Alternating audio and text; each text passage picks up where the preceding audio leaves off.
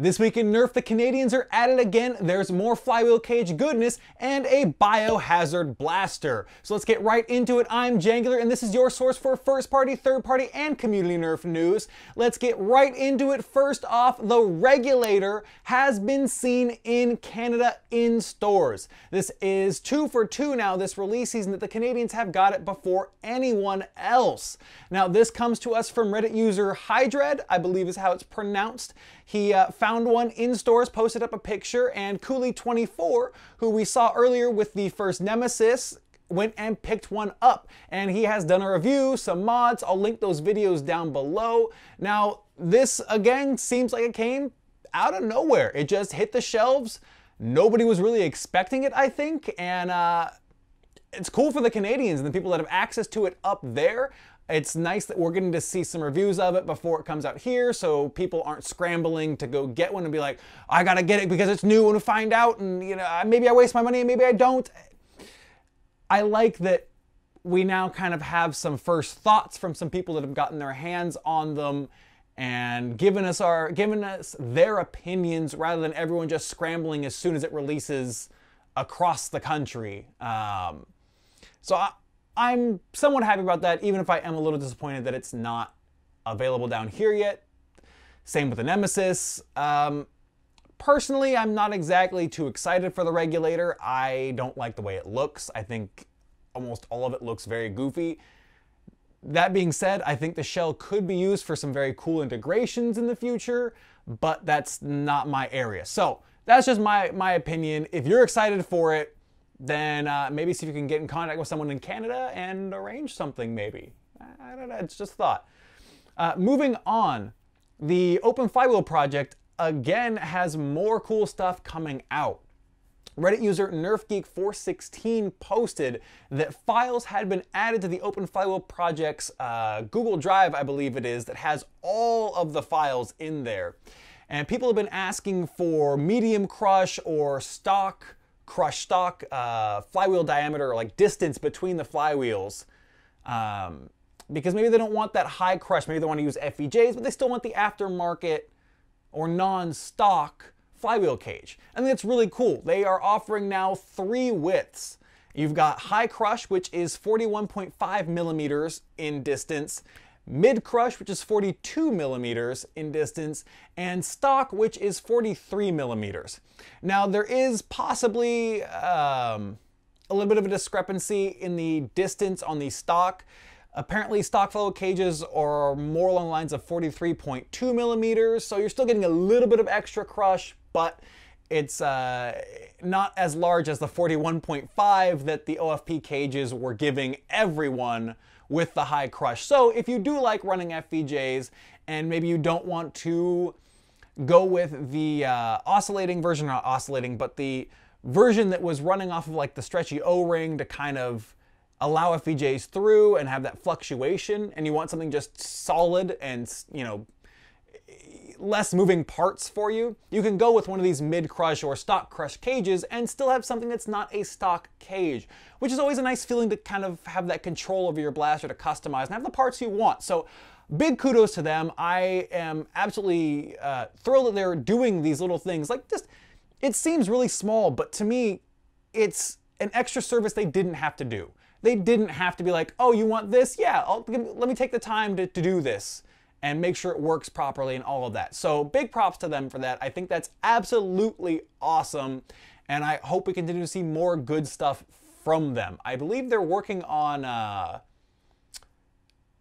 someone in that group, or either a Hale Kelly who is selling the cages is working on a blaster. I cannot remember exactly the details, but I may be talking about that next week if I can find everything and it is what I think it is. So I don't know why I just did that. That was really, really goofy, and I am already embarrassed. But that brings us to our third topic, which is, I'm just going to keep doing this, I guess. This is the thing now. Next up, Mazo Factory, or Mazo Factory. In my gear video, I pronounced it properly, and now I can't remember how to pronounce it, so one of those is right, I hope. Has some new hammer shot holsters. Reddit user Fest Mark 4 posted about these. from the Facebook page of Mazo Factory. And these look pretty cool. They look really kind of sleek, and I almost thought they were double shot holsters by looking at them and not having the hammer shot next to it. It took the hammer shot being next to it to make me realize that it fit the hammer shot, which I like the way they look. They look very slim and sleek and cool. They are running $65 Australian, which may be a little bit pricier, but if you want something specifically made for this, then maybe it's worth it for you. Or if you're an Australian and don't want to deal with shipping costs from outside of the country, then it definitely seems worth it for you. And the build quality does seem good. So we could have this debate forever back and forth whether or not higher priced, higher quality gear is worth it or function is better than form. It comes down to personal preference. If you like it, then it's worth it. That's my personal opinion as someone with a ton of gear. Way too much gear. But I'm glad to see Mazo Factory is back. I believe he took a short break or a hiatus for a little while. I still don't have any of his gear. I hope to be able to afford to get some at some point here. I spent a lot of my nerfing funds on this nice new camera that I've been filming on recently and doing the slow motion stuff, so my funds have been a bit depleted, but hopefully in the future I'll be able to pick something up from him to give you guys an idea of my thoughts on it compared to the rest of the gear I have. Because, well, I'm a gear junkie and I like doing that. So I just wanted to share that with you for those of you that are Australian that probably already know, but just in case you don't. And that brings us to our mod of the week. And that comes to us from Nick Rory, and this is his Project Biohazard Stryfe. It is completely overhauled. It's a tier 0 build, which means like the tippy top, like almost everything you can do is how he classifies it. There's a whole lot of clear, beautiful parts, some fantastic bodywork on this, great internals. I dig the way this looks. I like the way he changed the body. Like, it's still clearly a Stryfe, but there's some changes to it that just give it a nice look. And then he does the biohazard kind of themed aesthetics to it, and he's got the LEDs running through the stock and all the clear bits to really just, it shines. I mean, literally and figuratively, it shines. It is a fantastic looking blaster. I think it's absolutely awesome. And if you can't tell by now, I dig the LEDs. I think it's really cool to have those additions in blasters, especially when you have the clear parts to really showcase them. So that's cool. Both his Facebook post with all the pictures and everything and his video of the blaster and the build and all of that good stuff is gonna be in the info below because it's just that cool. Check it out.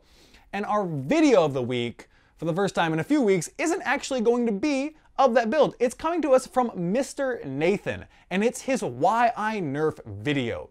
Now, this was something that was started by Wacom S7, I believe, and he was talking about why he nerfed and the great things about it and wanted other people to talk about it. So Mr. Nathan went ahead and made his video, and I loved it. I loved the idea that let's just talk about why we nerf. We are so into nerf, and it's such a big part of our lives as a hobby that it's great to acknowledge why it is. For maybe the people that are coming into it or don't understand why, or why do we play with kids' toys and paint them and modify them and run around and tag each other with them? What's the appeal? So I absolutely adore this idea. I would definitely say go watch Mr. Nathan's. You can watch Wacom's as well, but as Mr. Nathan says, it's the cat's meow, and I don't disagree. So please go check that out. I want to keep this going and get more people talking about this, whether it's leaving in the comments why you do it or making your own video. I think at some point here, I'm probably going to make my own video as well, just because I really like the idea of continuing this forward and sharing those thoughts and those ideas and why you nerf. Everyone has a different perspective, and I love that. It's something that I love about this community. There's so much diversity and just fantastic people. So looking forward to do that. Leave your thoughts in the comments below. I almost said in the info, and that's I don't think you're able to do that, but who knows. But yeah, that's going to bring us to the end of the episode. that video will be right here along with some of the other ones in the info below. So let me know what you think of this series. I think we are just about 2 months into this series and I'm loving doing these. I think it's really fun. I'm enjoying it. I hope you guys are enjoying it. Let me know anything you'd want to add or maybe see different. I'm all for making changes to improve this show and continue to make it grow in the best way we can. And if you're new to the channel and enjoyed this video, feel free to hit that subscribe button for more in the future. As always, thank you so much for watching. I'm Jangular, and I'll see you next time.